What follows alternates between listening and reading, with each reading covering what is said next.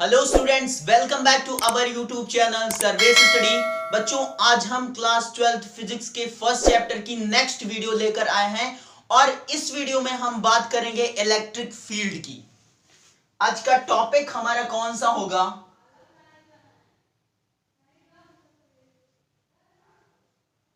Electric field.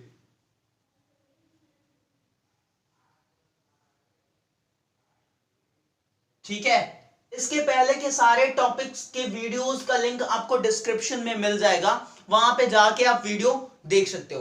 तो finally आज हम बात करेंगे इलेक्ट्रिक फील्ड की।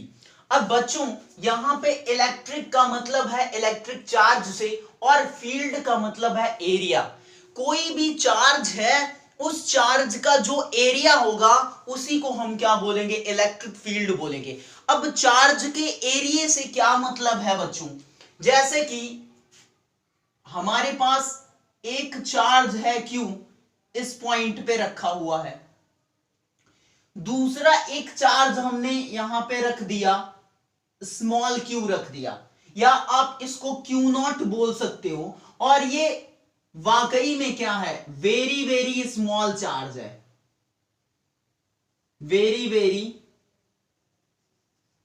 स्मॉल चार्ज है। ठीक है, अब यहां पे क्या होगा? अकॉर्डिंग टू कूलम्स लॉ, ये जो कैपिटल Q चार्ज है, ये इस Q0 पे क्या करेगा? फोर्स अप्लाई करेगा। कूलम्स लॉ यही कहता है कि दो चार्जेस अगर रखे हैं तो उनके बीच में क्या होगा? फोर्स लगेगा। तो ये वाला चार्ज इस पे फोर्स लगाएगा। अब ये Q0 जो चार्ज है, ये भी इस कैपिटल Q चार्ज पे फोर्स लगाएगा, लेकिन ये चार्ज क्या है? वेरी वेरी स्मॉल है, तो इसका जो फोर्स होगा इस कैपिटल Q चार्ज पे, दैट इज निग्लेजिबल होगा। तो इस चार्ज का जो एरिया होगा फोर्स लगाने का, उसी एरिया को हम क्या बोलेंगे? फील्ड बोलेंगे।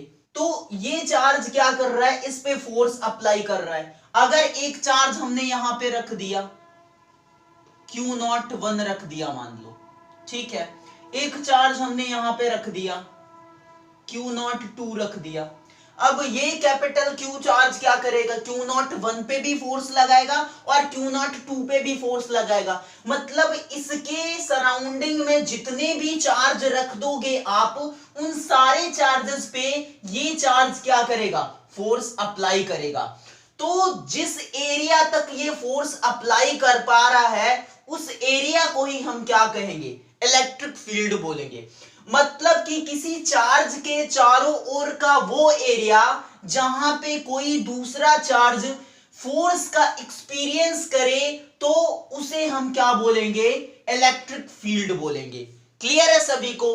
अब देखो बच्चों, यहां पे ये जो Q0, Q02, Q01, ये सारे चार्जेस जो रखे गए हैं, वो केवल इसलिए रखे गए हैं कि कहां तक ये फोर्स लगा पाएगा, टेस्ट करने के लिए, एक्सपेरिमेंट करने के लिए।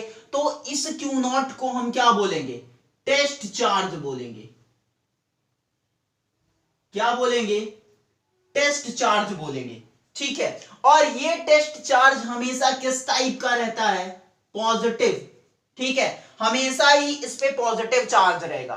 अब हम अगर इस चार्ज की बात करें और ये चार्ज मान लो पॉजिटिव है, ये चार्ज कैसा है हमारा? पॉजिटिव है।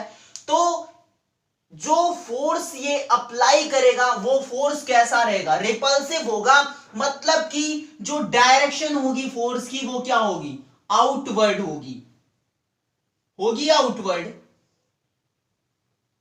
होगी ना आउटवर्ड। ठीक है, या आप बोल सकते हो कि इलेक्ट्रिक फील्ड की जो डायरेक्शन होगी वो क्या होगी? आउटवर्ड होगी। जो फोर्स की डायरेक्शन होगी वही सेम डायरेक्शन इलेक्ट्रिक फील्ड की होगी। तो यदि कोई पॉजिटिव चार्ज है तो फील्ड वो कैसी जनरेट करेगा? आउटवर्ड फील्ड जनरेट करेगा। या फोर्स जो लगाएगा वो कैसा रहेगा? आउटवर्ड रहेगा। अगर यही हम इसको क्या कर दें? नेगेटिव कर दें, मान लो कि ये हमारा नेगेटिव चार्ज है Q, तो अब ये फोर्स कैसी लगाएगा बच्चों? किस डायरेक्शन में लगाएगा? अब ये इनवर्ड फोर्स लगाएगा। ठीक है, अंदर की तरफ फोर्स लगाएगा। क्योंकि अगर हम कोई टेस्ट चार्ज मान लो यहां पे Q0 रख दिए, यहां पे Q01 रख दिया हमने, तो ये क्यू नॉट को तो फिक्स कर दिया गया, ऐसा एजम्पशन है, मान लो आपकी ये पॉजिटिव चार्ज है, ठीक है। तो जब ये पॉजिटिव हो गया और ये तो निगेटिव है ना, तो फोर्स कैसा होगा, अट्रैक्टिव होगा। तो फोर्स की जो डायरेक्शन होगी वो कैसी होगी, इनर साइड में होगी, ठीक है। अट्रैक्टिव नेचर का फोर्स है, तो ये ऐसे फोर्स लगाएंगे, एक दूसरे को अट्रैक्ट करेंगे, तो डायरेक्शन क्या हो जाएगी, इनवर्ड हो जाएगी। लेकिन इस केस में क्या होगी, आउटवर्ड हो जाएगी। और जो डायरेक्शन फोर्स की होगी वही सेम डायरेक्शन इलेक्ट्रिक फील्ड की होगी। तो आपको इलेक्ट्रिक फील्ड समझ में आया कि यदि कोई चार्ज है तो उसके सराउंडिंग का वो एरिया जहां पे कोई दूसरा चार्ज एक फोर्स का एक्सपीरियंस करे, तो उस एरिया को हम क्या बोलेंगे, फील्ड बोलेंगे, इलेक्ट्रिक फील्ड बोलेंगे, ठीक है।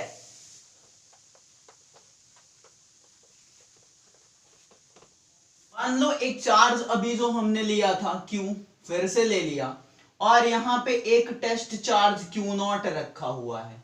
क्या रखा हुआ है, Q0, और इनके बीच की जो डिस्टेंस है बच्चों वो क्या है, R है, ठीक है। तो यहां पे हमको इलेक्ट्रिक फील्ड का फॉर्मूला निकालना है। इलेक्ट्रिक फील्ड जो होगी, इलेक्ट्रिक फील्ड, इसको हम E वेक्टर से रिप्रेजेंट करेंगे, ठीक है। तो ये क्या होगा, फोर्स अपॉन में चार्ज, और चार्ज कौन सा, जो टेस्ट चार्ज हम रखेंगे जो कि एक फोर्स का एक्सपीरियंस करेगा, तो क्या हो जाएगा, F अपॉन में चार्ज क्या है, Q0 है। मतलब कि जो इलेक्ट्रिक फील्ड का फॉर्मूला आएगा बच्चों वो क्या आ जाएगा, F अपॉन में Q0 आ जाएगा, ठीक है। अगर इलेक्ट्रिक फील्ड के यूनिट की बात करें हम, किसकी, यूनिट की, तो क्या हो जाएगी यूनिट इसकी, फोर्स की यूनिट क्या होती है, न्यूटन होती है, और चार्ज की यूनिट कूलम होती है, तो न्यूटन पर कूलम हो जाएगी इसकी यूनिट, ठीक है। अगर इसके डायमेंशन की बात करें हम, डायमेंशन की, डायमेंशन क्या होगा इसका, फोर्स का क्या होगा, m LT के पावर -2 अपॉन में चार्ज का क्या होगा,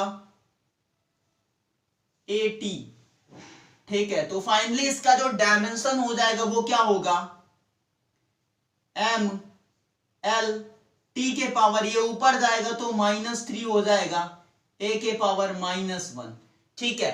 जो इलेक्ट्रिक फील्ड का डायमेंशन आएगा वो MLT पावर -3 A पावर -1 हो जाएगा, और जो यूनिट आएगी वो न्यूटन पर कूलम हो जाएगी।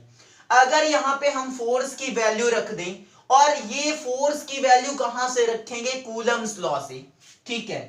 तो दो चार्जेस के बीच में जो फोर्स होता है वो क्या होता है, F is equals to 1 upon में 4 pi epsilon not Q1 Q2 upon में R², यही होता है, यही पढ़ा है ना हमने।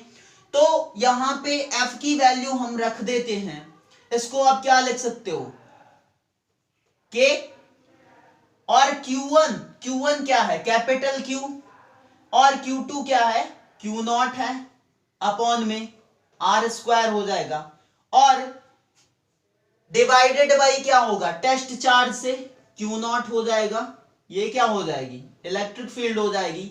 Q0 से Q0 क्या हो जाएगा, कैंसिल हो जाएगा, तो यहां से फाइनली इलेक्ट्रिक फील्ड की जो वैल्यू आएगी वो आ जाएगी K कैपिटल Q अपॉन में R², ठीक है। एक ये भी फॉर्मूला आ जाएगा आपके पास, ठीक है। अगर यहां से आप देखोगे तो जो इलेक्ट्रिक फील्ड है बच्चों, electric field that is inversely proportional to square of the distance between the charges, ठीक है। मतलब कि इन दोनों चार्ज के बीच की जो डिस्टेंस है उसके स्क्वायर के इनवर्सली प्रोपोर्शनल है क्या, इलेक्ट्रिक फील्ड। इसका मतलब क्या है बच्चों कि अगर इनके बीच की डिस्टेंस को हम बढ़ाएंगे तो जो हमारा इलेक्ट्रिक फील्ड होगा वो क्या होगा, डिक्रीज करेगा। और अगर डिस्टेंस बहुत कम होगी तो इलेक्ट्रिक फील्ड क्या होगी, बहुत ही ज्यादा होगी। सिंपली आप समझो कि अगर दो चार्जेस पास पास रखे गए हैं तो फील्ड क्या होगी, बहुत ही ज्यादा होगी, फोर्स ज्यादा होगा। और अगर चार्जेस दूर रख दिए गए हैं तो फोर्स भी कम होगा और फील्ड भी क्या होगी, कम हो जाएगी। और यहां पे ये जो Q नॉट की वैल्यू होती है, मैंने बोला कि this is very very small charge, ठीक है, बहुत ही स्मॉल है, लेकिन ऐसा नहीं बोल सकते कि ये चार्ज जीरो हो जाएगा, इसकी वैल्यू जीरो नहीं होगी, ठीक है। कहीं कहीं बुक्स में ये लिखा रहता है बच्चों, limit Q not tending to zero, ठीक है, और क्या हो जाएगा, F अपॉन में Q नॉट इक्वल टू क्या हो जाएगा, इलेक्ट्रिक फील्ड, ठीक है। तो Q नॉट की वैल्यू एग्जैक्टली जीरो नहीं होगी, ठीक है, बहुत ही मिनिमम हो सकती है लेकिन एग्जैक्टली जीरो नहीं हो सकती। तो फाइनली आपको इलेक्ट्रिक फील्ड समझ में आ गया कि किसी चार्ज के सराउंडिंग का वो एरिया जहां पे कोई अनदर चार्ज एक फोर्स का एक्सपीरियंस करे तो उस एरिया को हम क्या बोलेंगे, इलेक्ट्रिक फील्ड बोलेंगे।